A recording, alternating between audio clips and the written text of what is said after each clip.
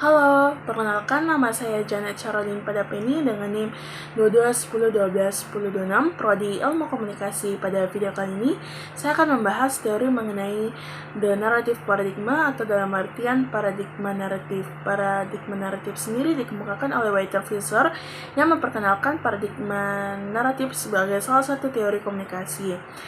Fisher adalah seorang profesor emeritus di Annie Burt School of Communication. Karya Fisher ini didasarkan pada konsep di mana masyarakat sebetulnya adalah pencerita yang dikenal dengan teori naratif. Dan pada teori komunikasi paradigma naratif, pada abad ke-20 dikonsepkan oleh Walter Fisher. Paradigma ini mengklaim bahwa semua komunikasi yang bermakna terjadi melalui penceritaan dan juga pelaporan peristiwa. Dan paradigma naratif sendiri merupakan teori yang menyatakan bahwa manusia pada dasarnya adalah penutur cerita dan bahwa cerita yang bagus lebih meyakinkan daripada argumen yang bagus. Walter Fisher mengembangkan teori ini sebagai solusi dengan membuat argumen yang kohensif. Konsep paradigma naratif sendiri terdapat dua konsep. Yang pertama ada narasi, yang kedua ada rasionalisasi naratif termasuk komprehensif dan juga kejujuran. Narasi merupakan laporan dalam bentuk verbal maupun non-verbal dengan sejumlah kejadian di mana pendengar memberikan arti. Dan yang kedua ada konsep rasionalitas naratif, di mana standar rasionalitas naratif ini menggunakan dua prinsip, yaitu komprehensif, merujuk pada konsistensi internal sebuah naratif ketika menulis sebuah komprehensif cerita, dan pendengar ataupun pembaca akan bertanya apakah cerita tersebut runtun atau konsisten. Komprehensif sendiri didasarkan pada tiga tipe, yakni yang pertama komprehensif struktural, tipe komprehensif yang mengacu pada alur cerita. Tipe yang kedua ada komprehensif material, tipe komprehensif yang mengacu pada konkurensi antara satu cerita dengan cerita yang lain yang berkaitan.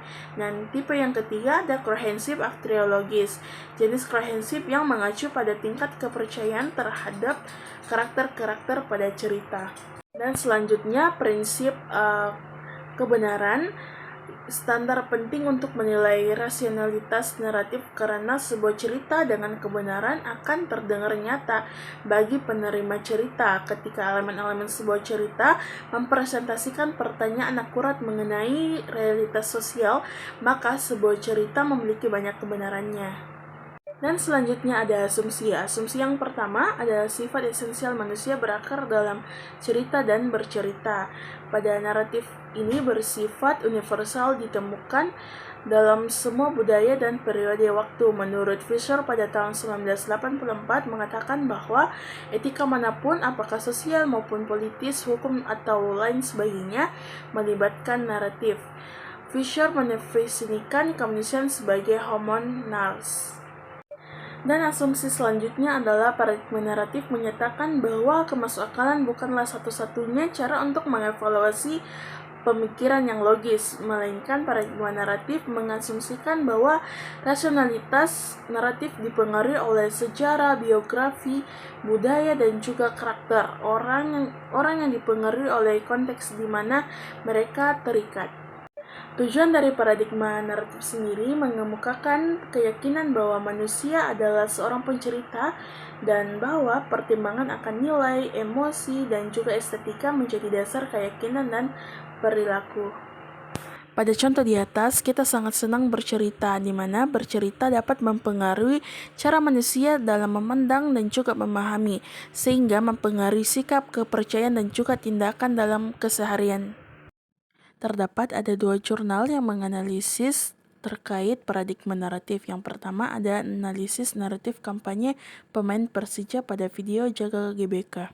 Analisis ini dikemukakan oleh Aprilianti Pratiwi dan juga Ferdian Asari dari Fakultas Ilmu Komunikasi Universitas Pancasila.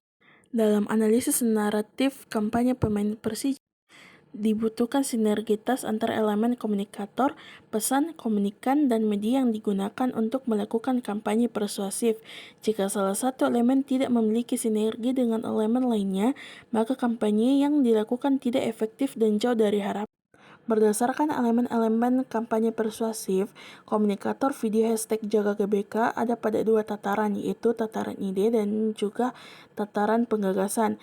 Dan penyampaian pesan sebagai penggagasan ide adalah manajemen Persija dan pemimpin Jakmania, sedangkan penyampaian pesan adalah tujuan pemain Persija. Kalayak sasaran pada kampanye ini adalah Jakmania. Pesan yang ingin disampaikan yaitu hashtag Jaga GBK. Pesan tersebut dikemas dalam video yang disebarkan melalui akun Instagram pemain Persija. Jurnal yang kedua ada studi paradigma naratif Walter Fisher pada aktivitas nongkrong di kalangan remaja madya. Jurnal ini dibuat oleh Juanita Tantama dan juga Gloria Agustaningsih. Pada jurnal yang kedua ini membahas mengenai nongkrong di kalangan remaja madya. Pembahasan jurnal yang kedua ini berdasarkan kajian penelitian tertarik untuk melakukan sebuah penelitian mengenai gambaran paradigma naratif para remaja madya yang melakukan aktivitas kumpul-kumpul dengan teman sebaya mereka di dalam masa pencarian identitas diri, di mana aktivitas kumpul-kumpul ini sedang menjadi tren di kalangan remaja maupun kalangan lainnya dan dikenal dengan aktivitas nongkrong. Itulah tadi dua contoh jurnal mengenai paradigma naratif. Itulah tadi penjelasan dari teori paradigma naratif. Saya Janet Sarolin pada Penny. Sekian dan terima kasih.